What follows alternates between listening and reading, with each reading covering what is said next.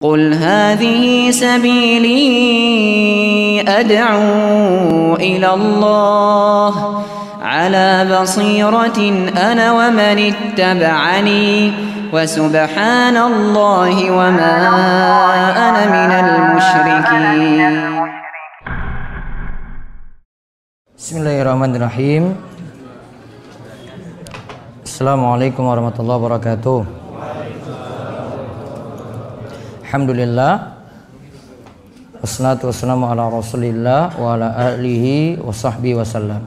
Baik, tadi kita mengenal landasan kedua, yaitu mengenal Islam. Ada 3 tingkatan dari Islam, yaitu Islam, iman, dan ihsan. Baik, sekarang kita masuk perincian dari rukun Islam. Ya, perincian dari rukun Islam. Monggo dibaca matanya.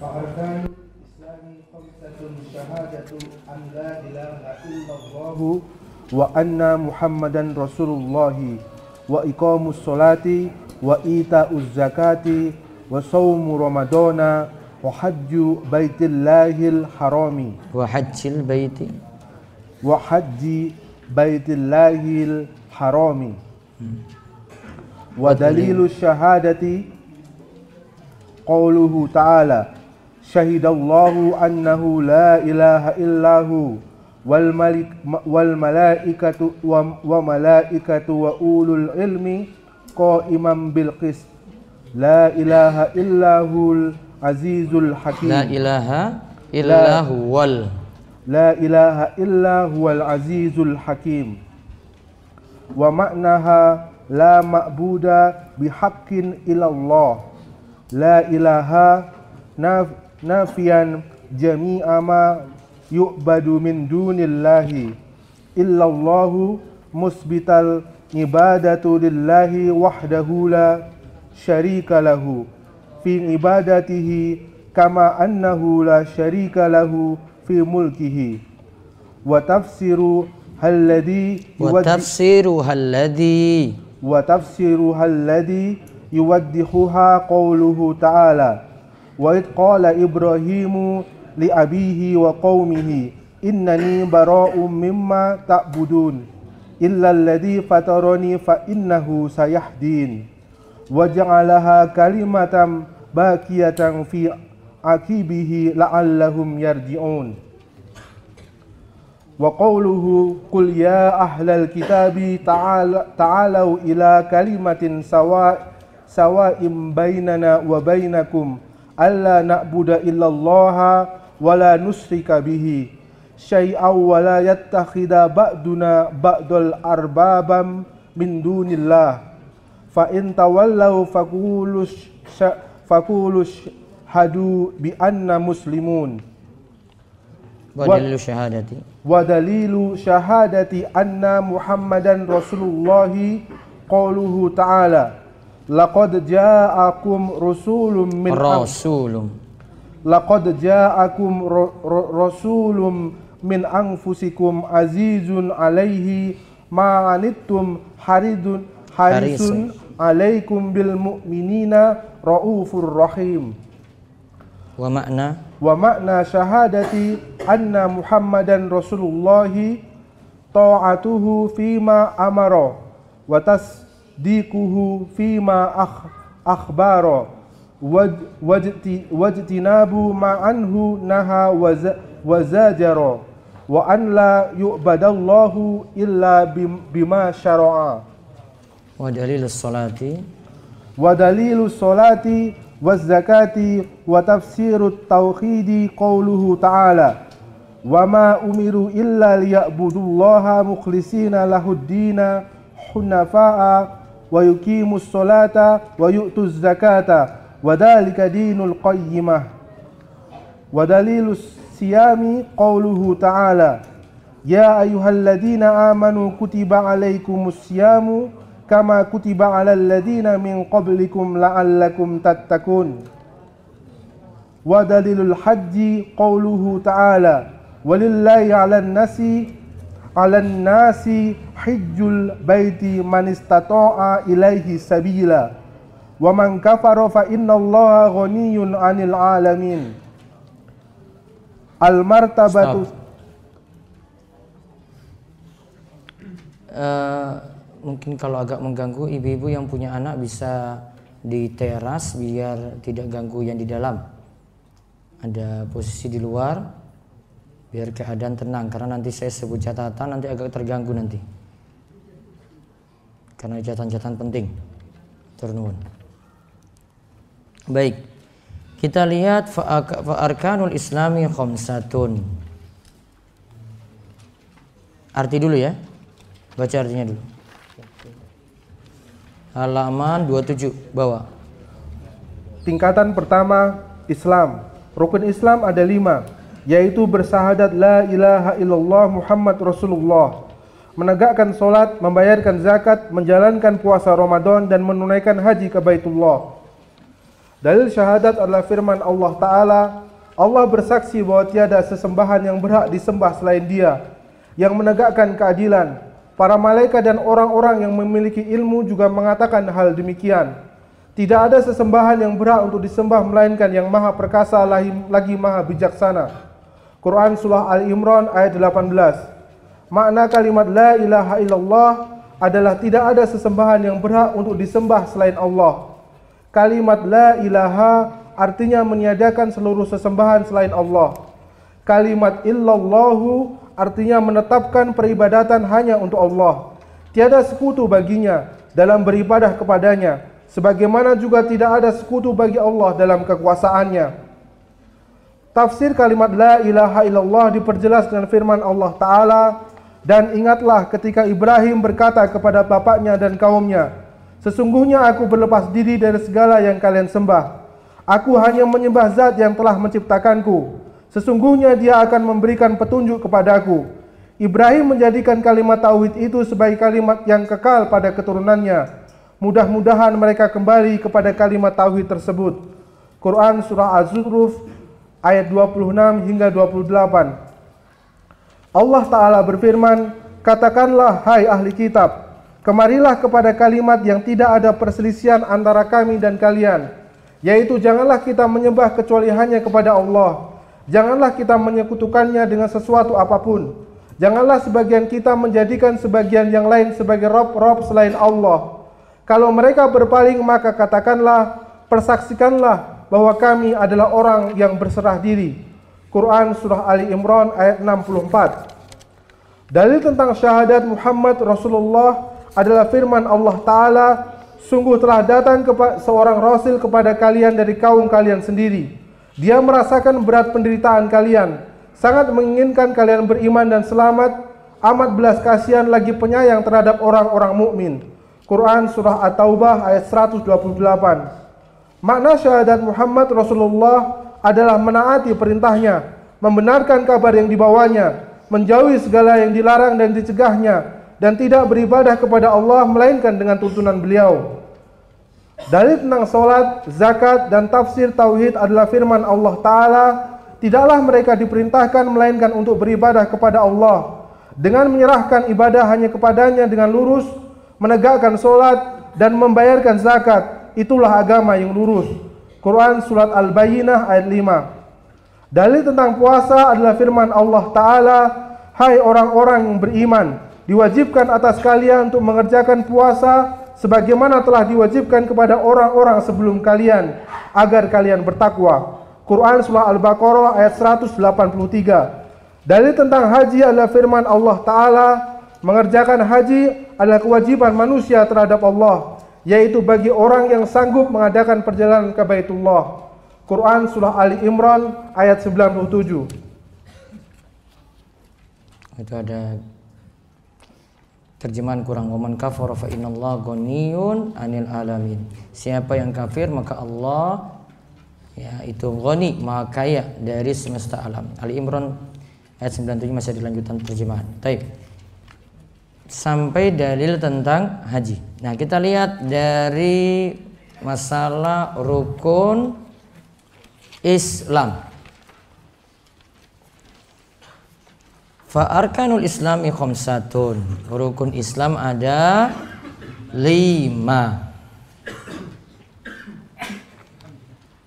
Yarhamkallah.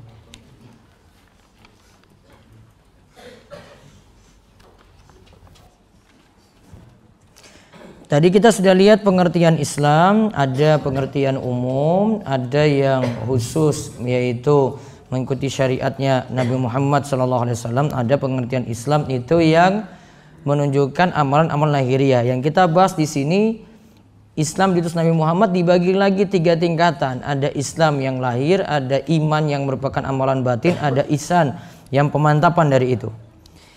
Nah, dari rukun Islam ini, jadi Islam yang dimaksud yang kita bahas, Islam yang jadi ajaran Nabi kita Muhammad SAW. Nah, kita mulai dari syahadat. Syahadat ini jadi rukun Islam yang pertama, yaitu kita bersaksi bahwasanya Allah itu satu-satunya yang disembah dan Muhammad itu utusan Allah. Sekarang kita pelajari kalimat syahadat, yaitu kalimat syahadat la ilaha illallah. Tadi disebutkan dalil tentang syahadat dulu. Ya, dalil tentang syahadat firman Allah Ali Imran ayat 18. Syahidallahu annahu la ilaha illahu wal malaikatu wa ulul ilmi qa'iman bil qist. La ilaha illahu wal azizul hakim. Allah bersaksi bahwa tidak ada sembahan yang berhak untuk disembah selain Dia yang menegakkan keadilan.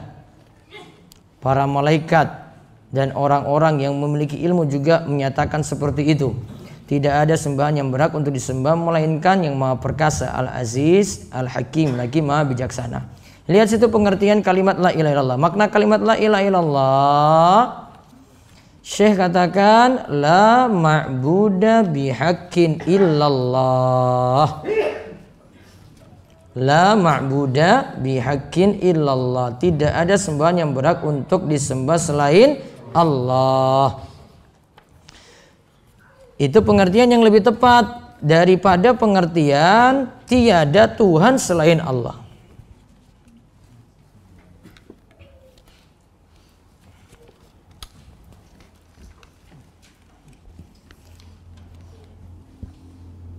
La ilaha illallahu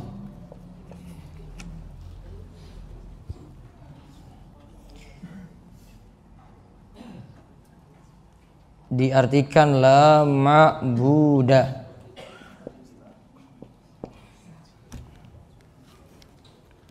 Hakin apa? Hak bihaqqin, bihaqqin.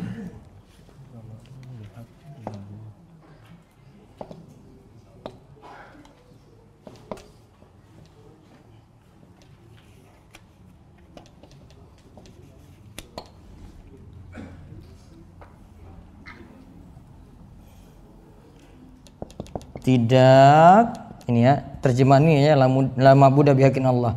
Tidak ada sesembahan. Ma'bud itu artinya sembahan, yang berhak disembah selain Allah.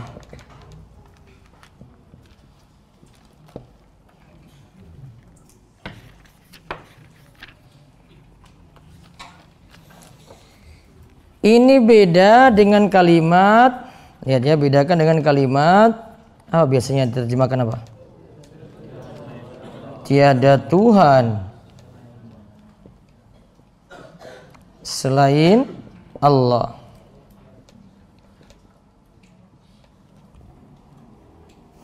Kalau kalimatnya tiada Tuhan selain Allah, Tuhan di sini ini cuma seputar makna rububiyah.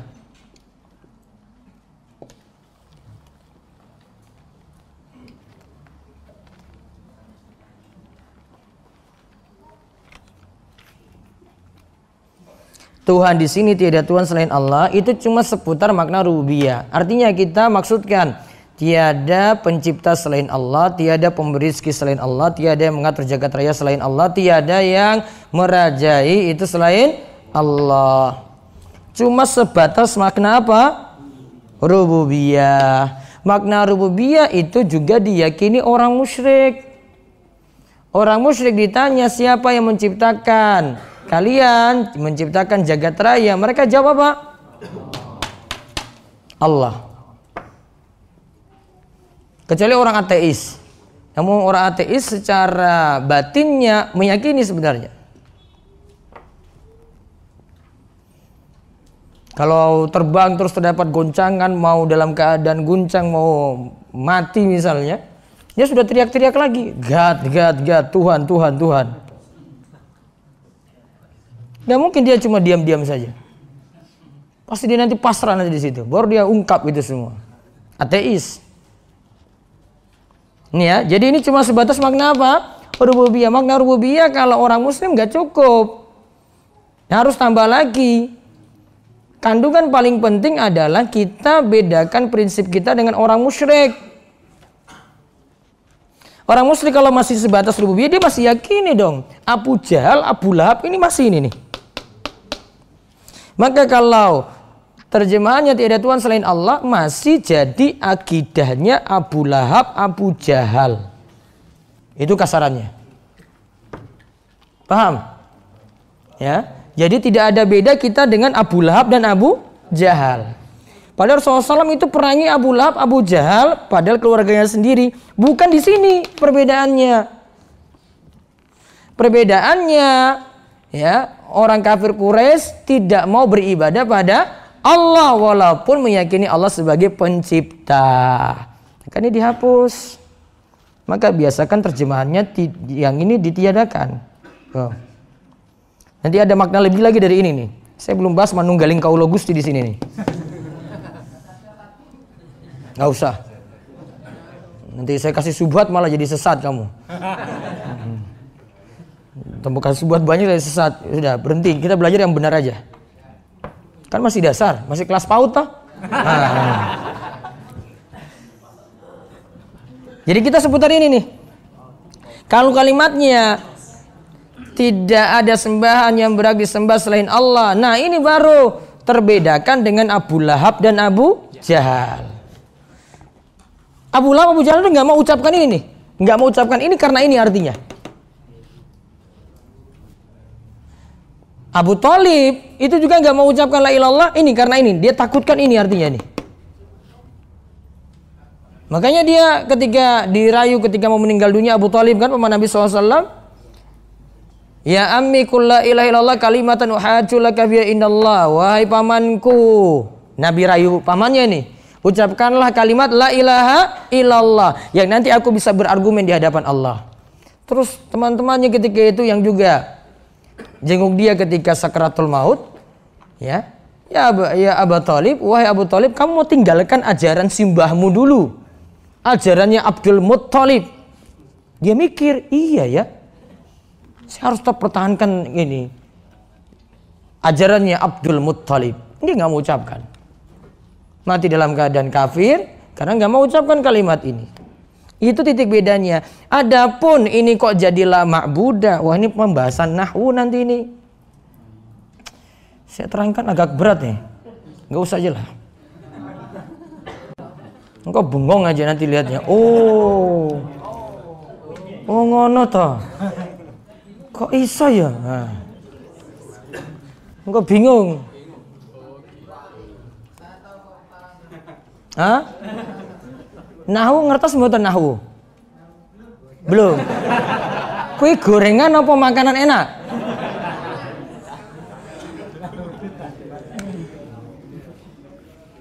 Nah sekarang kita langsung ke sini saja. Ini artinya pokoknya ini dulu.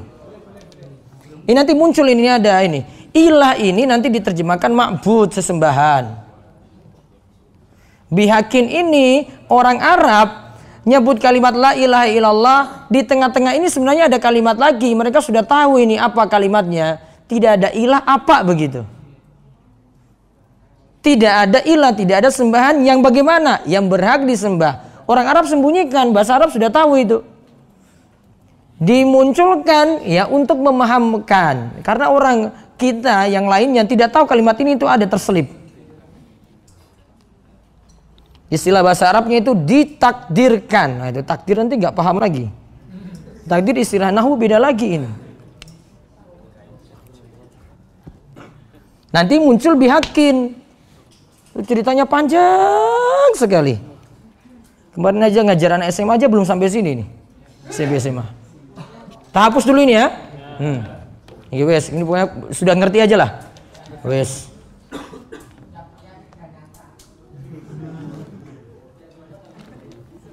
Nah sekarang la ilaha. Ini dibagi dua bagian.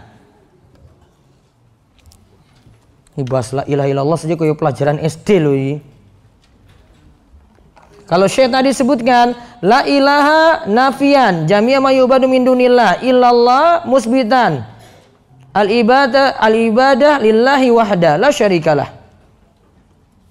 Lihat, ini dibagi dua ya. Yang penting paham yang ini saja. Ini artinya apa? La ilaha, tidak ada sesembahan.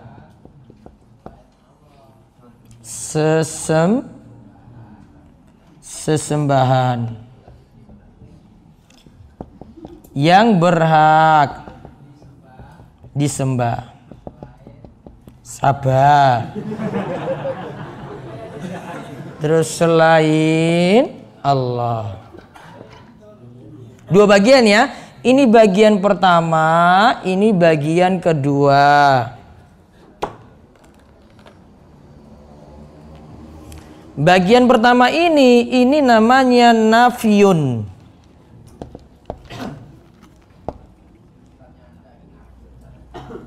Penafian.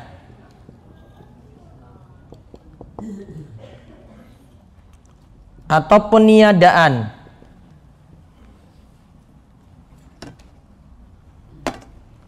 Bagian kedua ini namanya isbatun.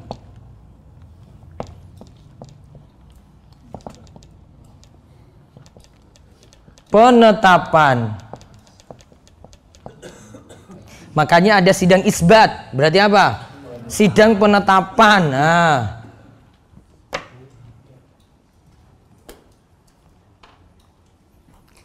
La ilaha ini peniadaan. Kita lagi meniadakan segala sesembahan. Semua dihapus dulu. Peniadaan segala sesembahan.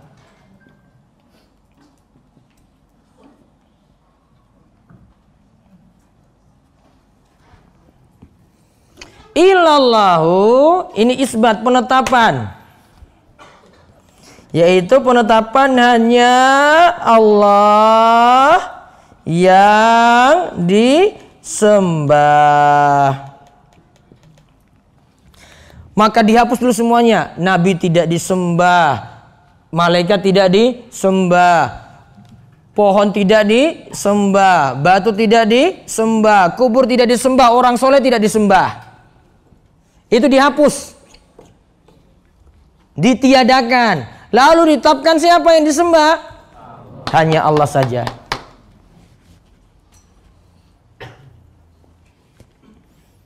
Kalau kita hanya tetapkan saja, cuma bagian ini nih, bagian kedua nih ya, cuma ilallah saja. Oh saya nyembah Allah nih. Nanti jadinya dia masih menganggap masih boleh nyembah nabi, masih boleh nyembah kubur, masih boleh nyembah orang soleh. Kalau cuma dikatakan satu bagian, yaitu hanya Allah ini, Allah saja kita sembah. Berarti nanti dia masih nganggap masih boleh nyembah nabi, malaikat, ya, orang soleh, pohon, kayu, batu. Sehingga harus ditiadakan dulu nih. La ilaha ditiadakan dulu baru ditetapkan. Maka sembahan selain Allah harus dihapus dulu. Baru ditetapkan hanya Allah yang berhak disembah.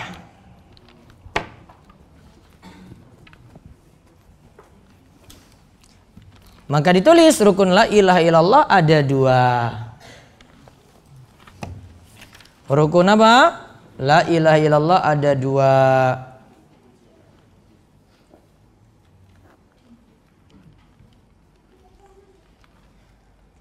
Yaitu yang pertama nafyun atau peniadaan. Yang kedua isbatun, penetapan. Yang pertama nafyun itu pada kalimat apa? La ilaha. Terus penetapan pada kalimat illallah.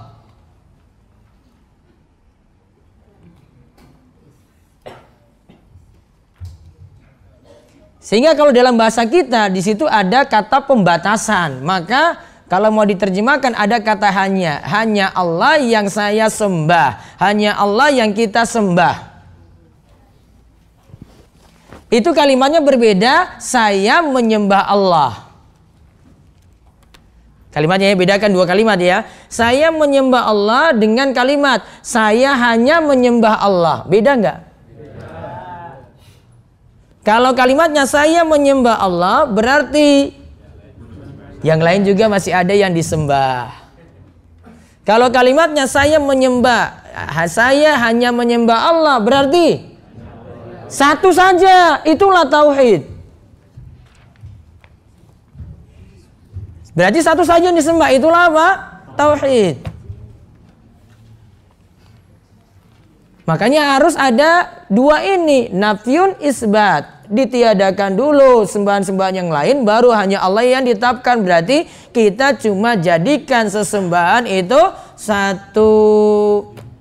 Sehingga sholat hanya untuk Allah, puasa hanya untuk Allah, sembelihan untuk Allah, nazar hanya untuk Allah, khauf, roja hanya untuk Allah, rokbah, rohbah, khosyah, khusyuk hanya untuk Allah. Itu makna dari la ilaha illallah.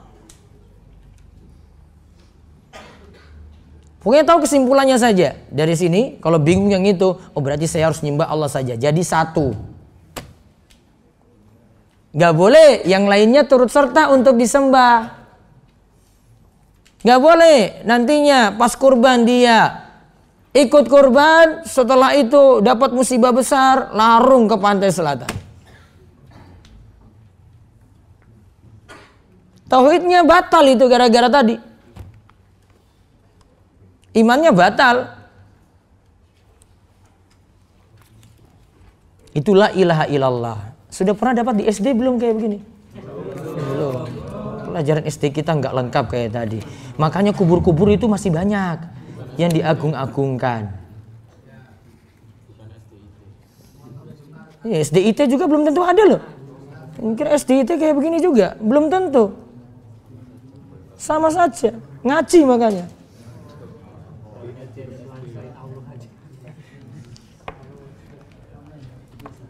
Nggak ada tadi, ini pelajaran SD-nya Saudi itu. Ini pelajaran SD-nya Saudi. Makanya mereka itu kalau sudah dengar-dengar jimat, wah itu sudah pikirannya sudah marah luar biasa. Kalau kita, oh jimat, oh iya, biasa. Dari dulu nggak ditakut-takuti. Pernah ada orang Saudi itu dia kasih, karena orang Saudi sudah kayak gitu sudah takut sekali. Jadi ada SMS yang dia nggak pahami kalau dari TKI-nya gitu yang dia pekerjakan di rumah. Dia takut itu jadi mantra. Atau itu jangan-jangan nih apa mantra atau mungkin dari dukun di Indonesia kirim ke sana. Biar nanti dia mantra-mantrain majikannya gitu. Jadi dia kalau dapat kayak begini, "Mbok tolong diterjemahkan ini." Nah, dia datang ke Dai Indonesia. Waktu dia bawa ke saya terus diberitahu, "Tolong kamu terjemahkan ini." Ini bahasa apa meneh ini saya juga nggak paham. Terus saya curiga ini orang Sunda ini, saya suruh, "Ini kayaknya ini siapa yang bisa ini? Tolong terjemahin ini." "Oh Ustadz, itu dia cuma tanya kabar saja keluarganya di Indonesia bagaimana." Orang Saudi saya sudah seuzon itu. Kenapa seuzon? Karena biasanya yang dari Indonesia itu bawa jimat-jimat. Ketika berangkat dikasih sesuatu dari dukun atau dari kiainya, nanti kamu bawa ini loh biar majikanmu nanti suka kayak gini. Jadi selalu nganggap kayak gitu orang Saudi itu. Ini jangan-jangan ada sesuatu ini. Tahu saking anehnya orang Indonesia, mau bilang bodoh ya bodoh sebenarnya.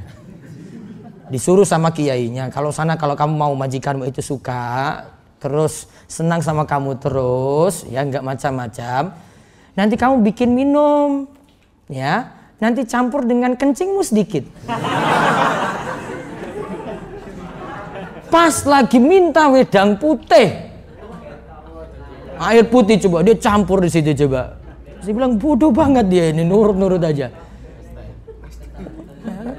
Gak mungkin dibilang ST ya sudah bawa pesing ya kayak gitu. Nurut. Ya, karena kita nggak dididik dari dulu itu. Baru tahu saat ini kan rata-rata kan? Oh gini toh. Baru tahu ketika sudah ini. Apalagi simbah-simbah ini baru tahu juga ini. Oh, dari dulu nggak tahu. Kalau di Saudi itu sudah jadi pelajaran SD itu. Sudah tahu kayak gitu, ini syirik, ini nggak boleh dilakukan, ini bid'ah, ini nggak ada tuntunan, sudah dididik. Kayak gini la ilallah itu sudah biasa ya mereka dengar itu. Kalau kita masih nafiyun, isbat, kok saya baru tahu dari dulu ya. Dari dulu sudah kenal rukun Islam padahal itu. Baru tahu saat ini, waduh pas neng warak meneh. Lagi paham. Ternyata pelajaran SD nih Saudi. Ini pelajaran dasar kalau di Saudi ini gampang sekali pelajarannya itu. Levelnya di sana biasa, kalau kita itu sudah luar biasa itu. Masya Allah hatamkan Salasatul Usul. Orang sudah dengar belajar apa Pak? Salasatul Usul. Oh iya, itu gampang dia SD. Pelajaran dasar. Udah biasa didengar. Ini belum tentu di pesantren-pesantren juga diajarkan detail kayak gitu loh. Jadi yang benar. Malah diajak ke kubur nanti kalau di pesantren-pesantren yang ada itu. Mau uji kesaktian ke kubur.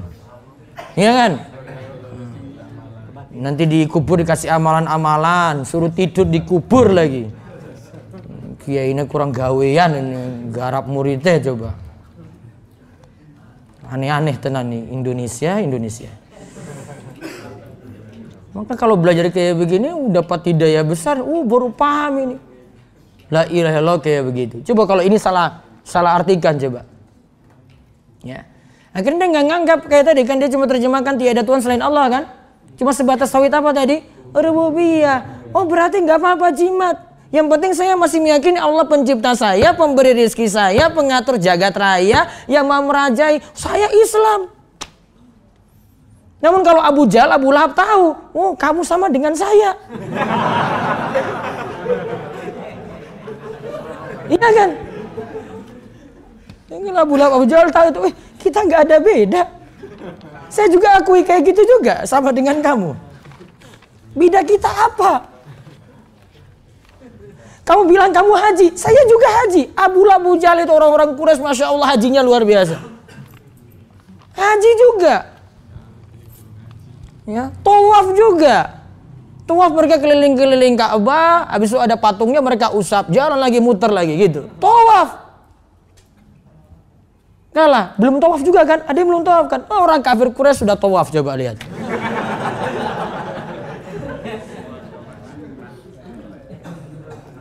Perbedaannya apa coba? Orang kafir Quraisy dengan ini orang muslim apa?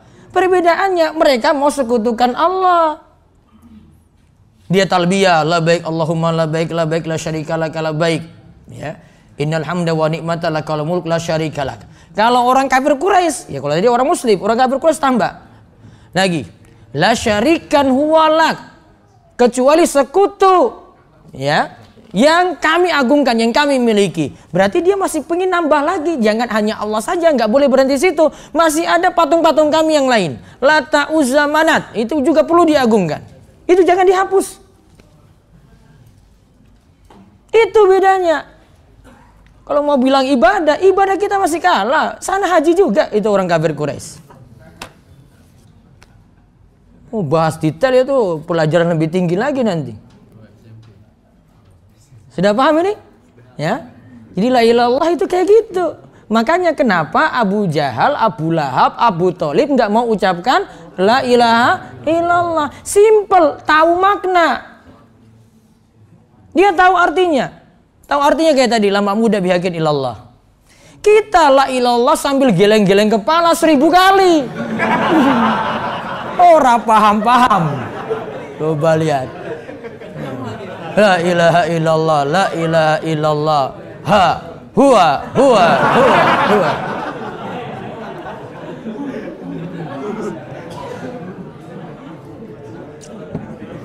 Sudah banyak syirik lagi. Coba lihat. Ya kan? Makanya Syekh Muhammad bin Abdul Wahab kalau di kitab Tauhid itu lebih keras lagi kata-katanya itu. Masih mending Abu Jahal gitu ya bilang. Masih mending Abu Jahal daripada kalangan intelektual Islam yang jahil terhadap kalimat la ilaha illallah. Yang dia sebutkan ini tentang ketika bahas meninggalnya Abu Thalib. Abu Thalib meninggal nggak mau ucapkan la ilaha illallah tadi karena tahu itu artinya. Saya berarti harus meninggalkan tradisi-tradisi syirik. Kalau kita ucapkan 1000 kali tradisi syirik jalan terus. Coba lihat. Iya kan? Dan itu bukan hanya dari kalangan awam, kalangan intelektual kita juga itu. Coba lihat kalau makanya di Indonesia laris kubur nggak? Kubur laris nggak? Mau dari kalangan kelas bawah, kelas atas mau jadi ziarah-ziarah, itu ada peluang untuk dikunjungi buat besar-besaran. Walaupun dulu itu wali kecil-kecilan, itu istilahnya. Buat jadi besar kuburnya pokoknya. Gimana itu bisa jadi orang kunjungi itu? Saudi, kamu cari di mana kubur kayak begini? Nggak ada. Yang ada kalau ada pohon sudah diagungkan itu pemerintah Saudi itu sudah siap-siap hancurkan itu. Ini apa ini orang-orang usap-usap ini pohon ini? Datang ngelap berkah di sini, pohonnya ditebang. Kalau kita yang tebang malah di demo habis-habisan. Kamu ini ajar tradisi, aset kami di mana? Kami makan apa? Pernah dengar di Jakarta dulu yang ada kubur mau mau dipindah atau apa gitu kan, terus jadi demo besar-besaran kan? Coba lihat. Saudi nggak mikir itu, hancur-hancurkan gitu. Ini lihat mana ada wisata ziarah kubur di Saudi nggak ada nggak? Nggak ada. Ke ziarah ke kubur wali siapa di sana nggak ada. Cari kamu tanya orang Saudi juga nggak ada di sini. Kalau di sini, tanya saja mau di mana, daerah mana di Indonesia, di Pulau Jawa ke Sumatera ke ada. Mungkin Papua saja yang nggak ada. Mau cari di mana coba? Jawa Barat ada nggak? Ada. Jawa Tengah? Nggak ada. Jawa Timur?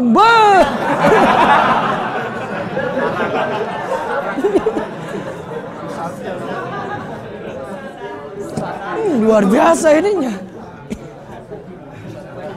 Sakti-saktinya itu di sana itu.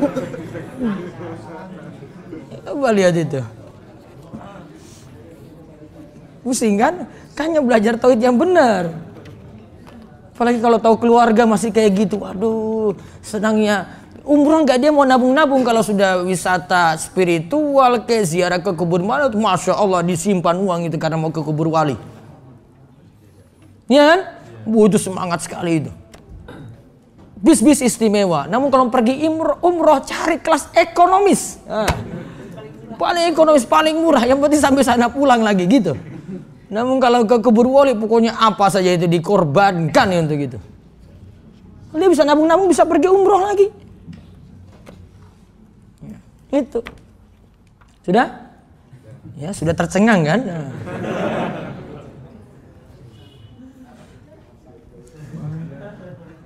Wis paham, Pun paham, Pak?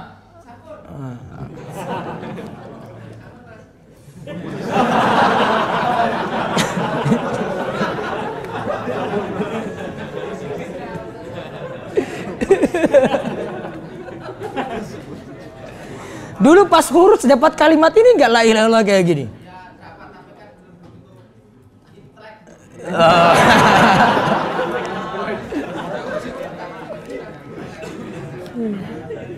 Nggak ada itu dia berani bahas kayak begini.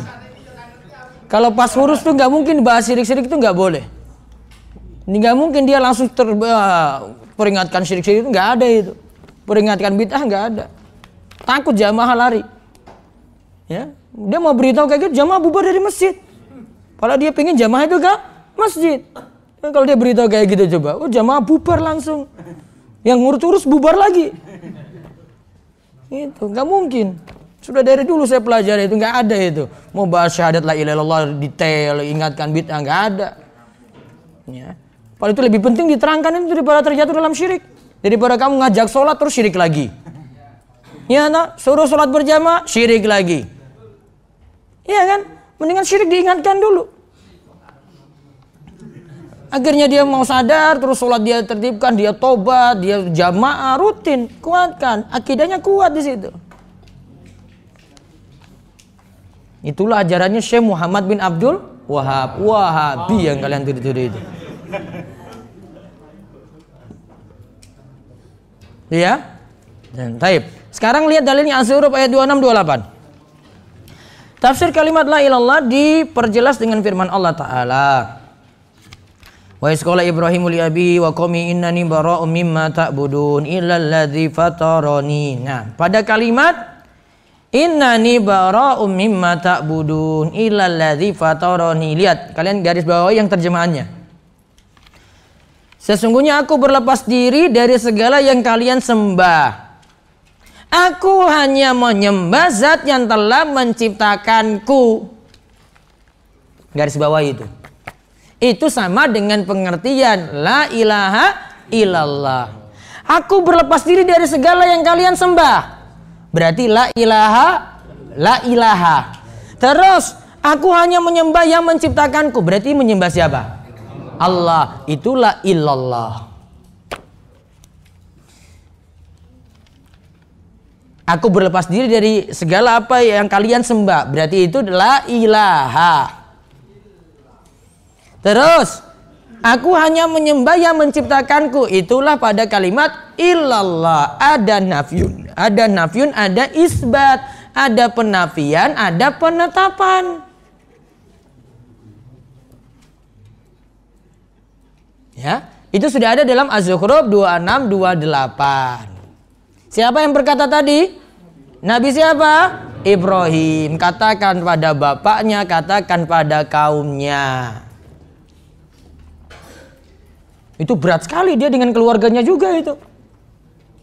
Tetap dia pokoknya pegang prinsip la ilaha illallah. Berarti ajaran Nabi Ibrahim ajaran apa? Kuburiyun. Hah? Kuburiyun apa tauhid? Tauhid. Siapa yang Nabi Ibrahim sembah? Yang menciptakan Nabi Ibrahim. Siapa yang menciptakan? Allah. Berarti konsekuensinya yang berhak disembah yang menciptakan kita. Sekarang, patung-patung, pohon-pohon, kayu besar, matahari, rembulan, nabi, orang-orang soleh menciptakan kita enggak? Menciptakan enggak bisa. Maka dalam beberapa ayat Allah nantang lagi, coba diciptakan lalat sajalah. Kenapa dengan lalat? Lalat itu binatang yang paling tidak dipedulikan itu. Ya, pingin diusir. Coba ini aja kecil kayak gini, bisa enggak? Atau bikin sayapnya sajalah, bisa enggak? Nah, terus bandingkan yang kalian sembah itu, yaitu tadi ya makhluk-makhluk macam-macam tadi. Nabi kayak orang soleh, bisa ciptakan lalat enggak? Enggak bisa. Berarti tidak pantas untuk disembah. Hujannya gampang sekali. Ya, argumennya itu jelas sekali. Terus lihat lagi dalil Ali Imran ayat 64. Qul ya ahlal kitab ta'alu ila kalimatin sawa'in bainana wa bainakum alla na'budu illallah wa la nusyrika bi syai'a wa la yattakhidha ba'duna ba'dan arbaba min dunillah. Lihat pada kalimat, kalau bahasa Arabnya alla na'budu illallah wa la nusyrika bihi syai'a, digaris bawahi. Kalau terjemahannya, janganlah kita menyembah kecuali hanya kepada Allah saja. Dia terjemahan di bawah ya. Halaman 29. Janganlah kita menyembah kecuali hanya kepada Allah. Janganlah kita menyekutukan Allah dengan sesuatu pun. Garis bawahi itu. Janganlah kita menyembah, itu maksud dari la ilaha. Kecuali hanya kepada Allah saja, berarti itu apa? Illallah. Sudah ada arti dari la ilaha illallah. Ali Imran ayat 64. Itu syahadat la ilallah, selesai. Itu baru penjelasan sedikit loh itu. Itu belum ada apa-apanya tadi itu. Allah penjelasannya panjang lagi, ada syarat-syarat yang mesti dipenuhi. Rukunnya tadi sudah. Rukunnya apa? Nafyun dan isbat. Syarat-syaratnya belum disebutkan. Ada pembahasan sendiri. Terus sekarang lihat dalil tentang syahadat Muhammad Rasulullah. Syahadat la ilallah selesai. Sekarang dalil syahadat Muhammad Rasulullah, Muhammad utusan Allah. Laqad ja'akum rasulun min anfusikum azizun 'alaihi ma 'anittum harisun 'alaikum bil mu'minina raufur rahim. Sungguh telah datang seorang rasul kepada kalian dari kaum kalian sendiri. Berarti dari manusia, bukan dari malaikat. Dia merasakan berat penderitaan kalian. Merasakan berat penderitaan kalian. Sangat menginginkan kalian beriman dan selamat. Maka kalau Nabi SAW menginginkan kita beriman dan selamat, berarti Nabi harus jelaskan syirik-syirik. Harus juga jelaskan tentang bid'ah-bid'ah. Iya kan? Karena jalan keselamatan harus selamat dari itu. Berarti harus Nabi SAW jelaskan syirik secara detail. Harus jelaskan juga amalan-amalan yang ada tuntunan atau tidak. Ya, syirik harus Nabi jelaskan. Kalau disebutkan yang ini berarti syirik sudah diterangkan oleh Nabi kita Muhammad SAW. Karena Nabi paling peduli pada umatnya. Masa Nabi Muhammad SAW biarkan umatnya terjerumus dalam kesyirikan tanpa ada penjelasan? Pasti sudah dijelaskan. Maka ada syirik kecil Nabi SAW sudah pernah sebutkan. Ada syirik besar sudah Nabi SAW sebutkan.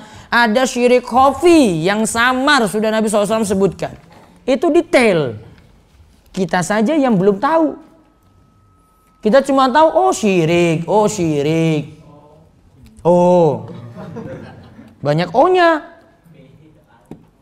Nah, kalau mau tahu detailnya, itu kaji dalam kitab Tauhid Syekh Muhammad bin Abdul Wahab. Wahabi lagi. Ya bukunya paling lengkap bahas syirik gimana? Itu nggak pakai banyak perkataan Syekh. Itu banyak ayat. Hadis. Oh, bantah beliau bagaimana? Bawa ayat, bawa hadis terus? Ya kan? Paling cuma dibantah. Itu buku Wahabi nggak boleh dekat-dekat kamu. Paling cuma gitu aja dibantah. Itu sama seperti orang-orang kafir Quraisy dulu kan, wanti-wanti orang-orang. Kamu jangan dengar Al-Qur'annya Muhammad. Kamu dengar, hati-hati itu perkataan dusta semuanya.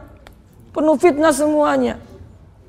Sekali dengar, orang-orang kafir Quraisy itu sekali dengar, tobat langsung. Dengar Nabi SAW baca surat Toha, ya, Umar masuk Islam.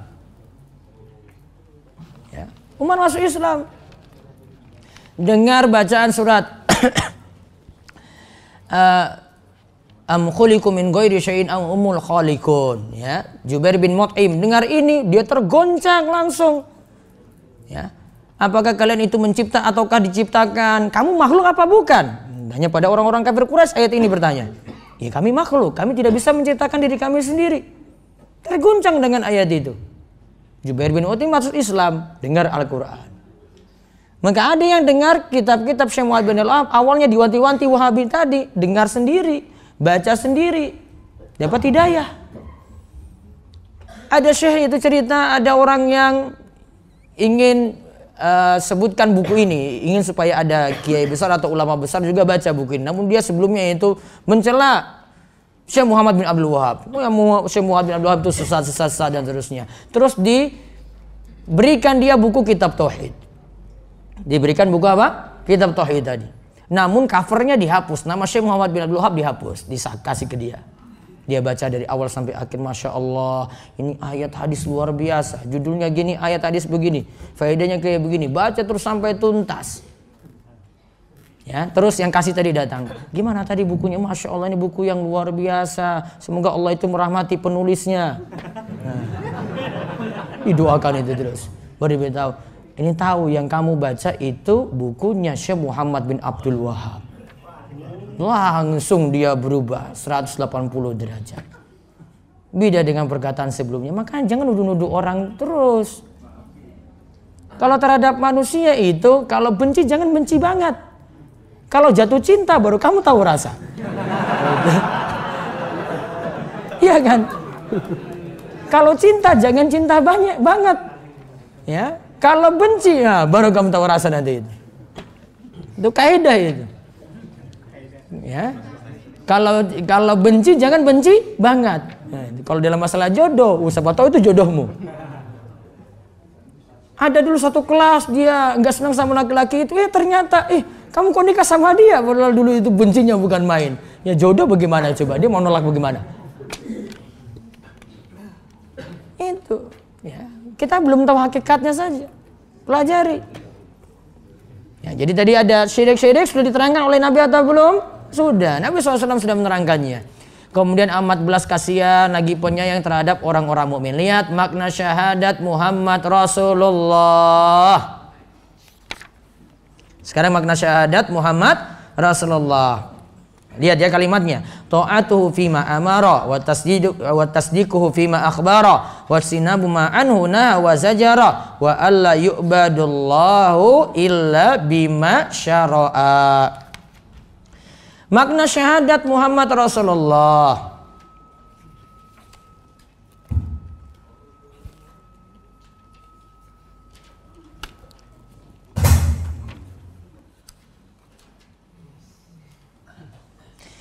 Makna syahadat Muhammad Rasulullah, poin-poinnya: 1.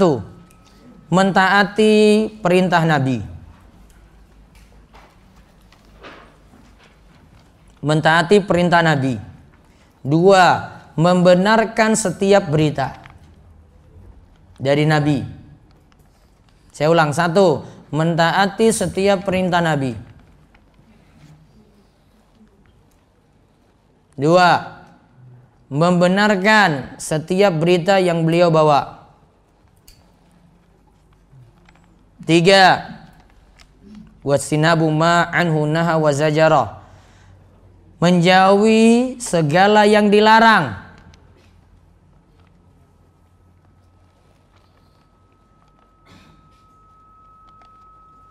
4.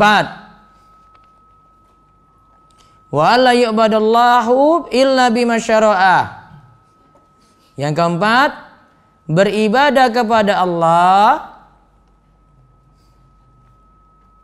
hanya dengan mengikuti tuntunan Nabi Sallallahu Alaihi Wasallam. Diulang yang pertama, mentaati setiap perintah Nabi. Yang kedua, membenarkan setiap berita yang dibawa oleh Nabi. Yang ketiga, menjauhi setiap larangan dari Nabi. Yang keempat, beribadah kepada Allah hanya dengan tuntunan Nabi Sallallahu Alaihi Wasallam. Lihat yang pertama ya, mentaati setiap perintah Nabi. Nabi perintahkan, ada yang di dalam Al-Quran ada, Nabi tegaskan lagi. Ada yang merupakan perincian dari Al-Quran. Dalam Al-Quran suruh sholat, perinciannya dalam hadis, maka ikuti sholat juga yang Nabi SAW contohkan. Kemudian yang kedua apa? Membenarkan setiap berita. Membenarkan setiap berita yang dibawa oleh Nabi, walaupun tidak masuk dalam logika kita. Ingat ya, walaupun tidak masuk dalam logika. Ini nggak masuk akal. Pokoknya diimani saja. Contohnya apa? Tentang ayat alam nashrah laka sadrak. Bukankah kami telah melapangkan dadamu? Di antara pengertiannya adalah, bukankah dulu kami telah membelah dadamu, dibelah dada Nabi SAW, dibelah dada Nabi SAW, diambil isinya, kemudian dikeluarkan, dicuci, kemudian dimasukkan lagi oleh Jibril. Kalau orang yang baru dengar hadis ini, kayak begitu ya, kok bisa? Anas itu pernah lihat bekas jahitan atau bekas pembelaan ini pada dada Nabi Shallallahu Alaihi Wasallam, dan diberitahu ini dulu ya, waktu kecil beliau itu dibelah dadanya. Berita kayak gini kalau dari Nabi SAW hadisnya sahih, terima apa adanya. Ya, terima apa adanya. Itu yang namanya kemarin kita amalkan ilmu. Amalkan ilmu kemarin kan ada dua, ya kan? Ada yang berupa perintah, larangan, ya halal, ya. Kalau perintah kita jalankan, larangan dijauhi. Kalau yang halal kita yakini halalnya. Ada yang berupa berita. Berita apa? Dibenarkan. Yanzilu Rabbuna tabaraka wa ta'ala ila samai dunya. Nabi SAW katakan, Rabb kita Allah subhanahu wa ta'ala turun ke langit dunia. Diimani enggak? Ini berita. Diimani enggak? Diimani. Jangan langsung katakan, kalau begitu ars Allah itu kosong dong. Karena Allah turun. Jawabannya gampang. Ini tugasmu, kamu imani ini. Adapun pikiranmu tadi arsnya itu kosong, itu logikamu. Ya, itu logikamu, cara berpikirmu. Namun mungkin kan Allah seperti Allah menetap tinggi di atas ars, terus turun ke langit dunia setiap sepertiga malam terakhir, mungkin bagi Allah. Sedangkan bagi makhluk enggak mungkin. Turun dari kursi, kursinya kosong. Kalau bagi Allah mungkin saja, maka tugasnya imani. Ini berita kayak gini diimani.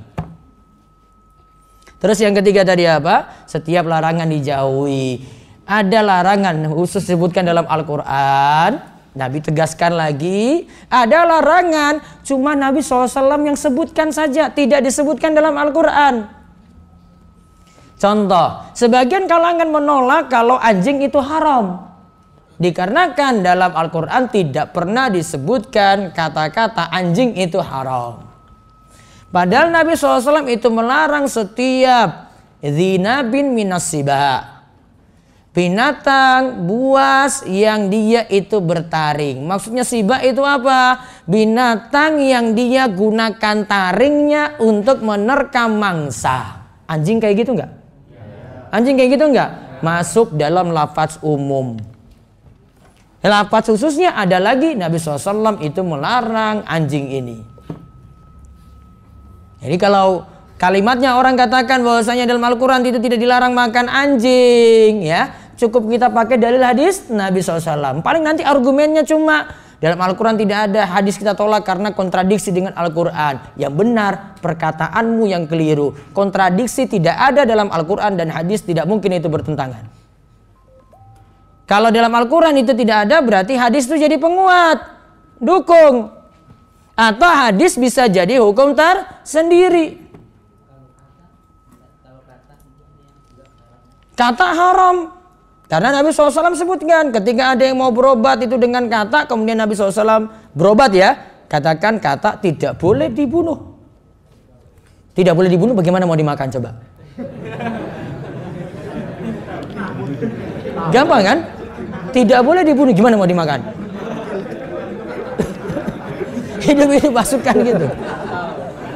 Gimana mau dimakan? Logikanya gampang. Kan kata tidak boleh dimakan, makanan haram. Segala hewan yang tidak boleh dibunuh atau diperintahkan dibunuh haram. Contoh, tidak ada itu dalam Al-Quran itu yang sebutkan misalnya tikus, ya, cecak, apalagi sebangsa dengan cecak juga ya, tokek di situ.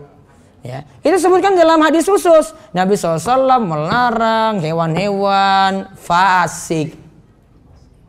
Di antara yang fasik itu tikus, tadi cecak, ya.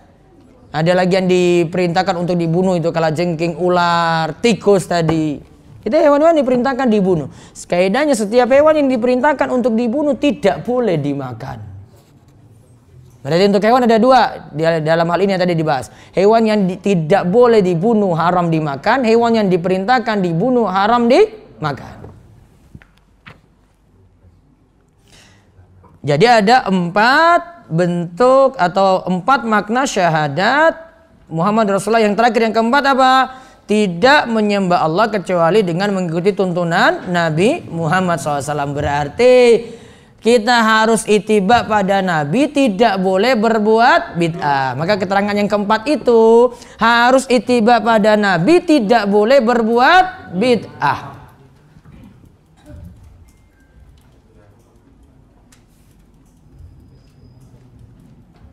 Dan kalimat tersebut sebagai bantahan untuk amalan-amalan yang tidak ada tuntunan. Syarat disebut bid'ah 3. Syarat disebut bid'ah ada 3. 1.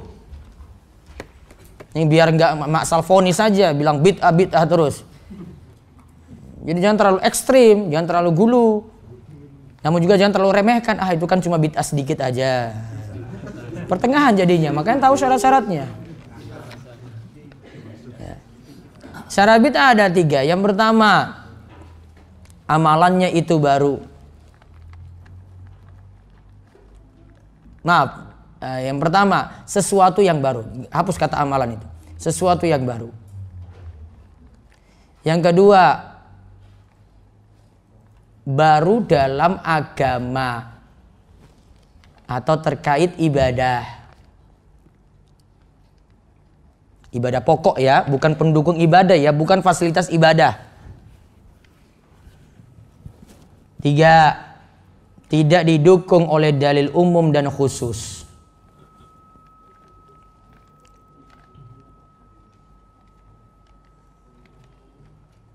Tidak didukung oleh dalil umum dan khusus. Ulang. 1.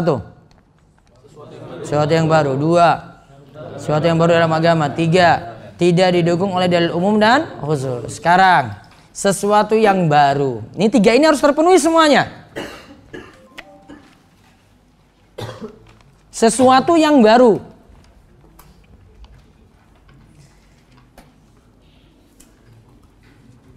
Contoh misalnya dulu zaman Nabi ya alat-alat terbatas, teknologi terbatas. Sekarang ada alat-alat macam-macam, baru semuanya. Secara bahasa itu namanya bid'ah. Maka HP itu bid'ah, laptop itu bid'ah, komputer bid'ah. Baru syarat pertama.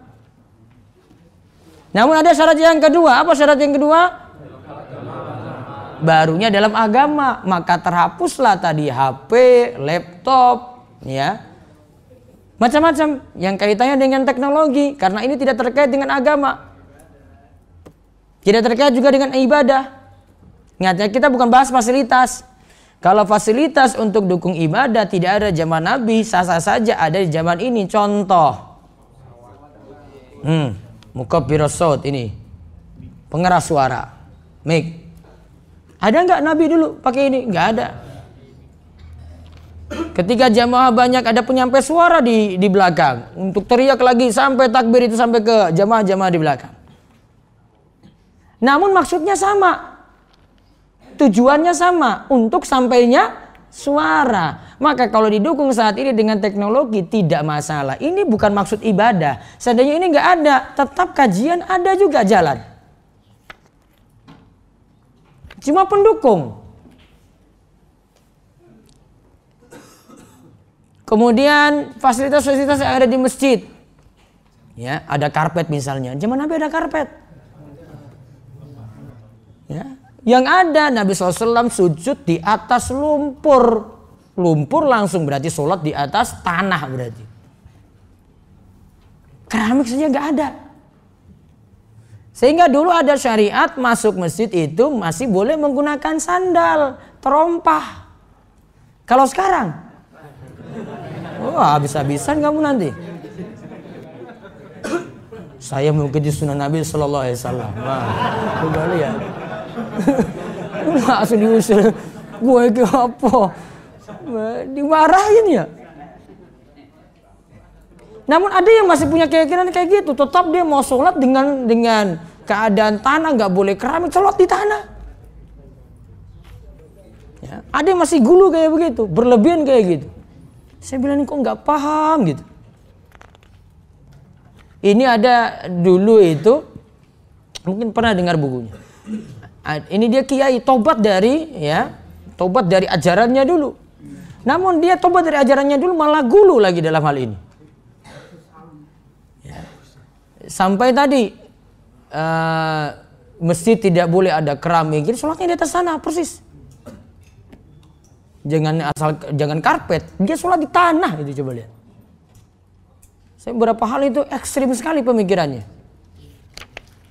Ada bukunya itu di perpus, tapi saya sarankan ya cukup tahu-tahu saja gitu. Oh ini nggak benar, ini nggak benar. Ya, dulu kiai besar itu terus tobat, namun tobatnya jadi gulu, ekstrim, nggak benar. Terus tadi syarat yang kedua ya, syarat yang ketiga apa? Syarat yang ketiga tidak didukung dalilnya umum ataupun khusus. Contoh misalnya masih ada dalil umum. Dulu Al-Quran itu masih dalam hafalan-hafalan para sahabat, masih dalam lembaran-lembaran. Al-Quran dikumpulkan jadi mushaf.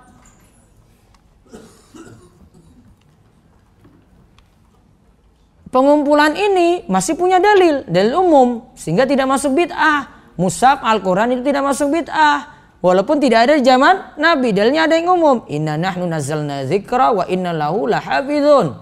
Kami yang turunkan az-dzikra Al-Quran dan kami yaitu Allah sendiri yang menjaga Al-Quran itu. Bentuk penjagaan Al-Quran biar tidak terpisah di lembaran-lembaran perlu disatukan dalam satu mushaf. Sehingga tidak termasuk apa? Bid'ah. Adapun istilah bid'ah pernah Nabi SAW pernah disampaikan oleh Umar bin Khattab ketika dia menghidupkan sholat tarawih lagi. Setelah dulu Nabi SAW tidak menghidupkannya, cuma keluar beberapa malam saja. Ketika itu Umar katakan, nikmatil bid'atu hadhihi, sebaik-baik bid'ah adalah ini. Maksud dari Umar itu adalah bid'ah secara bahasa, sesuatu yang baru. Kenapa Umar katakan ini baru? Karena dulu Nabi tidak hidupkan lagi, khawatir sholat tarawih dianggap wajib. Sekarang kita sudah tahu sholat tarawih itu sunnah. Umar hidupkan lagi ketika itu. Kumpulkan dulu. Jamaahnya terpisah-pisah, sholat di sana dengan jamaahnya sini, sholat sini. Nah, Umar satukan dengan Imam Ubay bin Ka'ab. Nabi SAW milih 11, Umar bin Khattab suruh sholatnya 23 rakaat. Tujuannya sama dengan Nabi. Nabi SAW 11 ya rampungnya lama, selesainya lama. Umar menyuruh Ubay bin Ka'ab untuk 23 juga pingin selesainya lama. Makin banyak rakaat berdirinya berarti makin lebih singkat. Tapi tetap lama juga. Tapi berdirinya masih lebih singkat daripada Nabi. Nabi SAW kalau sholat malam itu habis isya itu bisa sampai mendekati subuh. 11 rakaat. Biar nggak berdirinya terlalu lama, maka dibagilah jadi 2. Ditambah rakaatnya berarti jadi 23. Umar lakukan bid'ah enggak? Enggak. Yang pertama, ya, Umar tadi hidupkan sholat tarawih yang sudah ada juga di masa Nabi Sallallahu Alaihi Wasallam. Adapun jumlah rakaat tadi, Umar itu milih 23 supaya selesainya juga lebih lama. Karena lebih penting memilih kualitas dibanding kuantitas. Iya kan? Lebih baik milih kualitas lama dibanding kuantitas jumlah. Pingin lama, maka sholat tarawih yang paling bagus apa? Yang paling lama, kualitasnya paling bagus. Terserah mau 11 atau 23. Maka pembahasan sholat tarawih tadi yang dihidupkan oleh Umar bukan bid'ah yang tercela. Bid'ah yang tercela kalau terpenuhi berapa syarat? 3.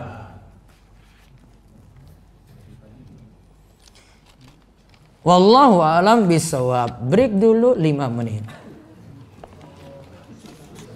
Selonjor.